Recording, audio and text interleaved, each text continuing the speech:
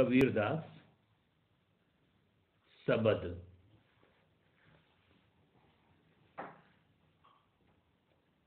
डगमग छाड़ी दे मन बौरा,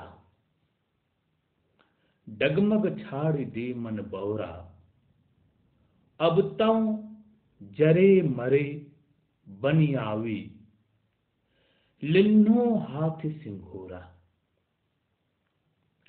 होई निसंक मगन होई नाचे, लोभ मोह भ्रम छाड़े, सूरा कहाँ मरनते डरते, सती न संचे भाड़े। लोक वेद कुल की मर्यादा, इहे गले में फांसी, आधा चली करि पाछे फिरी हो, होई जगत में हांसी। आधा चली करि पाछे फिरी हो, होई जगत में हांसी। यह संसार सकल है मैला, राम कहे ते सूचा, कहे कबीर नाऊ नहीं छाड़ो, गिरत पड़त चढ़ी ऊंचा। कबीरदास जी कहते हैं कि मैंने भक्ति के नाम रूपी नाव को छोड़ा नहीं है। गिरते पड़ते जैसे भी होगा, मैं साधना के उस उच्च सोपान पर चढ़ जाऊंगा, बीच रास्ते से लौटूंगा नहीं। मन की डगमग स्थिति, बार बार मन में संकल्प और विकल्प आते रहते हैं।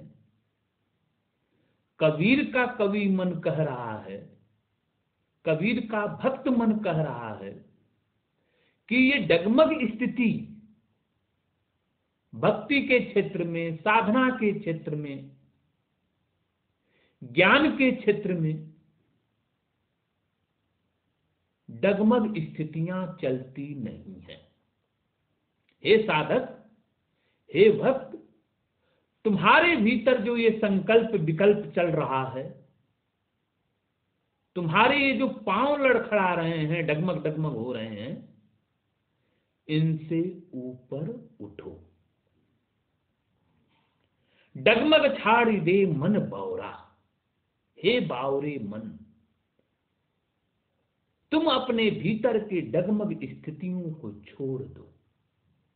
हे बावरे मन, हे पागल मन, तुम अपने भीतर की डगमग स्थितियों को क्यों नहीं छोड़ देते? और जब तुमने भक्ति का रास्ता अपना लिया है, जब तुमने ब्रह्म को साधने के लिए चल पड़े हो, तो बीच में संकल्प विकल्प की स्थिति नहीं बननी चाहिए। क्या करें क्या नहीं करें, इनसे ऊपर उठने की जरूरत है। अब तो जरे मरे बनी आवे, जलने मरने की स्थिति आ गई है। राह चलते भले मर जाएं, पर पीछे नहीं हटेंगे। जो संकल्प ले लिया है, उस संकल्प पर चलते चलते चाहे जो स्थिति आवे, साधक मन पीछे नहीं लौटता। साधक कैसा होता है? लिन्नो हाथी सिंघोरा। जिस तरह से सती स्त्री बीच रास्ते से लौटती नहीं, जब हाथ में सिंघोरा रखकर कोई सती चल देती है, तो वह अपने गंतव्य पर ही जाती है, अन्य रास्ते उसके लिए नहीं होते। अब तो जरे मरे बनी आवे, लिन्नो हाथी सिंघोरा। होय निसंक, निडर होकर, निसंक होकर, हे भक्त, हे जीवात्मा, हे साधक, अब तो निर्भय होकर सांसारिक डर तुम्हें क्यों सता रहे हैं? अब तो निर्भय होकर मगन मन नृत्य करो, मगन मन नाचो। लोभ मोह भ्रम छाड़े।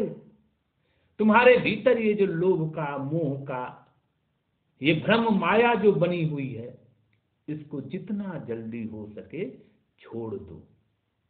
साधना के क्षेत्र में, भक्ति के क्षेत्र में, ज्ञान प्राप्ति के क्षेत्र में, ज्ञान दशा की अवस्था में लोभ माया मोह का कोई स्थान नहीं होता। हे साधक, जितना जल्दी हो सके उतना जल्दी तुम अपने लोभ माया मोह रूपी कुबुद्धि को छोड़ दो और निसंक भाव से, निडर भाव से आगे बढ़ते चलो। सूरा कहां मरनते डर पे। सूरा, सूरा मतलब जो वीर होता है। वीर योद्धा को मृत्यु का भय नहीं सताता। सूरा कहां मरनते डर पे। मरने से कोई सूरवीर डरता नहीं है। सतीन संचय भाड़े। और जो सती होती है वह बर्तन भाड़े, भोग की सामग्री इकट्ठा नहीं करती। दोनों अपने मार्ग पर अविचल चलते चले जाते हैं। बीच का कोई रास्ता उनके लिए नहीं होता। लोक वेद कुल की मर्यादा। ये तुम अपने भीतर जो लोक वेद, लोग क्या कहेंगे, क्या सोचेंगे, क्या नहीं करेंगे, इसे निकालो। ये तो गले में फांसी की तरह है, गले में फंसरी की तरह है। जितना जल्दी हो सके उतना जल्दी तुम ये लोक, समाज, कौन क्या कहेगा, क्या नहीं कहेगा, इसको जितना जल्दी हो सके उतना जल्दी तुम इससे छुटकारा पाओ। आधा चलकर पीछे पाछे फिरियो। आधे रास्ते पर जाकर यदि तुम पीछे लौटते हो तो इससे केवल जग हंसाई होगी। किसी भी दशा में जब कदम बढ़ा दिया है तो फिर मंजिल पर, अपने लक्ष्य पर, अपने गंतव्य पर पहुंच कर ही रुकना चाहिए। बीच रास्ते में लौट जाना, पथभ्रष्ट होना जग हसाई का कारण बनता है। होई जगत में हाथी। यह सारा संसार मैला है, यह संसार सकल है मैला। इस संसार में बहुत सारी गंदगियां भरी पड़ी हैं। यह संसार मैला है। राम कहे ते सूचा। इस संसार में राम के अलावा कोई और पवित्र नाम, पवित्र स्थान नहीं है। जो कुछ है वह राम है। राम से ही पवित्रता जुड़ी हुई है। कहे कबीर नाऊ नहीं छाड़ो। कबीर दास जी कहते हैं कि राम नाम को मत छोड़ो। जैसे तैसे भी, गिरते पड़ते भी, हे साधक, हे भक्त, राम नाम तुम्हें पार लगा देगा। तो प्रभु की साधना में संशय विकल्प को छोड़कर आगे बढ़ता चल। अपने मन में किसी तरह का विकल्प मत रखो। जब चलना है तो चलना है। भक्ति के पथ पर, साधना के पथ पर, ज्ञान दशा की अवस्था में किसी तरह का कोई विकल्प नहीं होता। चलना है तो चलना है। साधक की परीक्षा होती है। यहां डगमग मन से, इधर उधर होने के मन से ईश्वर की, ब्रह्म की भक्ति नहीं की जा सकती। डगमग छाड़ दे मन बावरा। हे साधक, हे बावरे मन, तुम अपने भीतर के संकल्प, विकल्प और डगमग स्थितियों को छोड़ दो। अब तो जलने और मरने की स्थिति है। भले राह चलते मर जाएं पर पीछे नहीं हटेंगे। क्यों? लिन्नो हाथी सिंघोरा। हाथ में तुमने सिंघोरा रख रखा है। तुम तो सती हो। सती स्त्री और सूर वीर जो युद्ध के मैदान में जाता है वह बीच में पीछे नहीं लौटता। सूरवीर और सती अपने मार्ग पर चलते जाते हैं, मार्ग से पीछे नहीं लौटते, पथभ्रष्ट नहीं होते।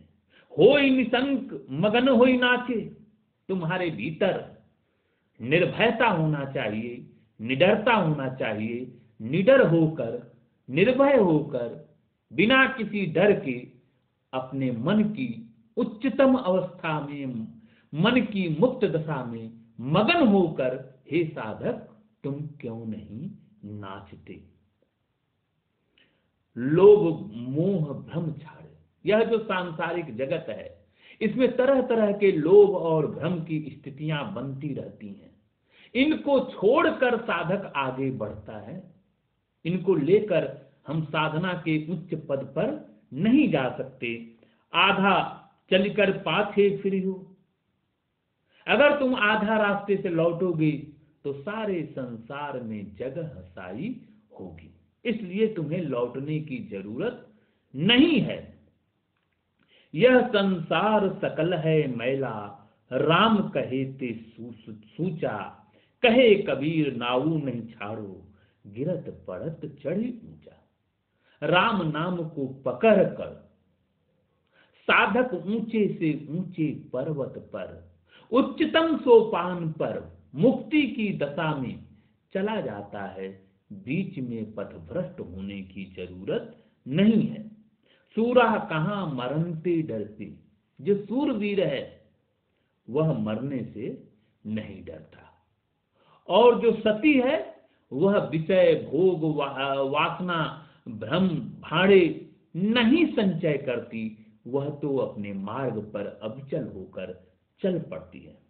यह संसार सकल है मैला, यह सारा संसार गंदला है, केवल पवित्र राम नाम है।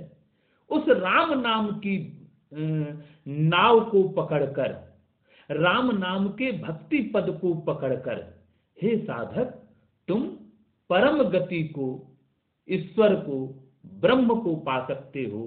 ब्रह्म का साक्षात्कार करने के लिए डगमग स्थिति से, डगमग मन से नहीं चला जा सकता। डगमग छाड़ दे मन बौरा।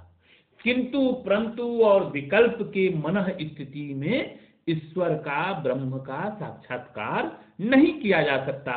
यह स्थिति वैसे ही है जैसे कि सूरवीर और सती अपने मार्ग से पीछे नहीं लौटते।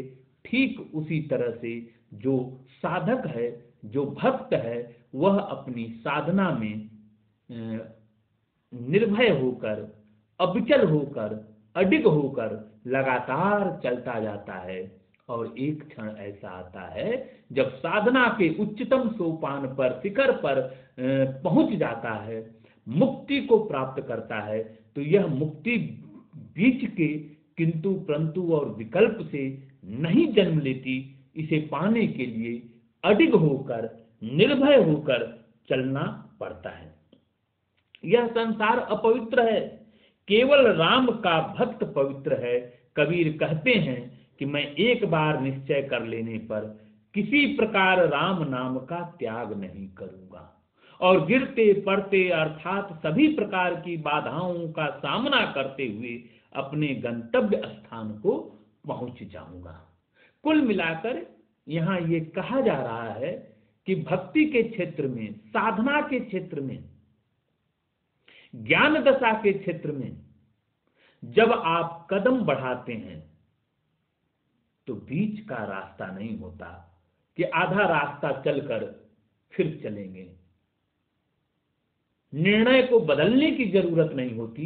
एक बार अडिग मन निर्णय करके साधक जो है जब निकल जाता है तो उसकी स्थिति वैसे ही होती है जैसे कि सूरवीर की होती है।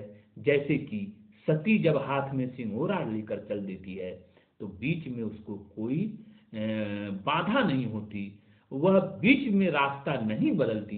इसी तरह से भक्ति के क्षेत्र में, ज्ञान के क्षेत्र में, साधना के क्षेत्र में जब कोई साधक चलता है तो उसके पांव डगमग नहीं होने चाहिए। अविचल होकर अपने परम पद को प्राप्त करने के लिए सूरवीर की तरह, सती की तरह निरंतर गति करते हुए उच्चतम सोपान को, ब्रह्म की दशा को प्राप्त करना चाहिए। यहाँ कबीर सूरवीर का और सती का दृष्टांत देते हुए, उदाहरण देते हुए भक्त की मनोदशा का उच्चतम निर्वचन करते हैं कि जब भक्ति की दशा में आप आते हैं, ज्ञान की दशा में आते हैं, जब आपको परम पद दिखलाई देता है, जब आपको ईश्वर अपनी ज्ञान दशा में दिखलाई देता है, जब ईश्वर से साक्षात्कार होने की अवस्था आती है, उस क्षण किंतु परंतु और विकल्प का मन नहीं होना चाहिए। मन में जो डगमग स्थितियां हैं, उन स्थितियों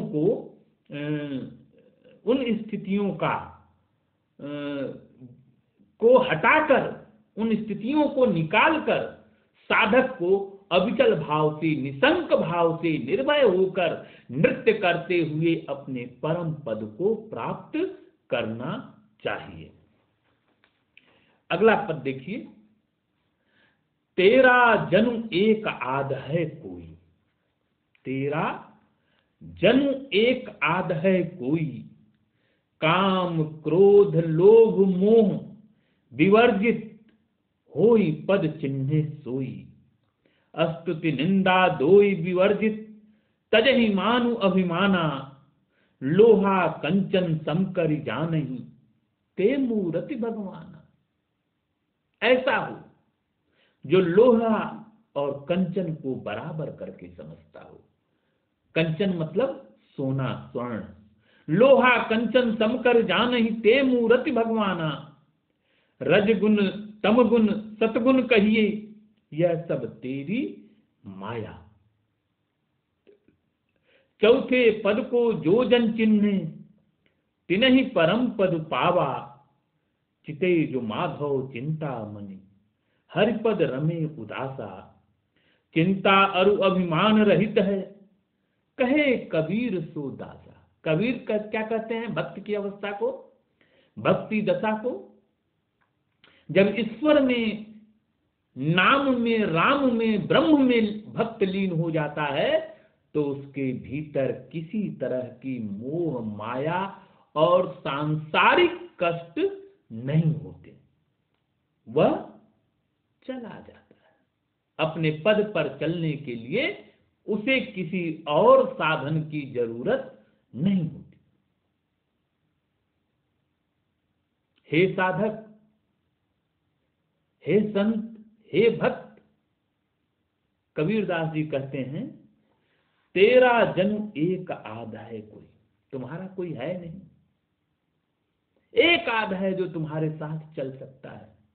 क्यों इतनी चिंता करते रहते हो सांसारिक दुनियावी संबंधों की? हे साधक, हे भक्त, हे जीव, तुम्हारा यहां कोई नहीं है। अंततः तुम्हें अकेले ही जाना है, हंसा जाए अकेला। जो जीवात्मा है, जो आत्मा है, वह अकेले चलती है। अंत समय कोई साथ नहीं रहता। इसलिए हे साधक, हे भक्त, तुम किस मोह माया के पचड़े में पड़े हुए हो?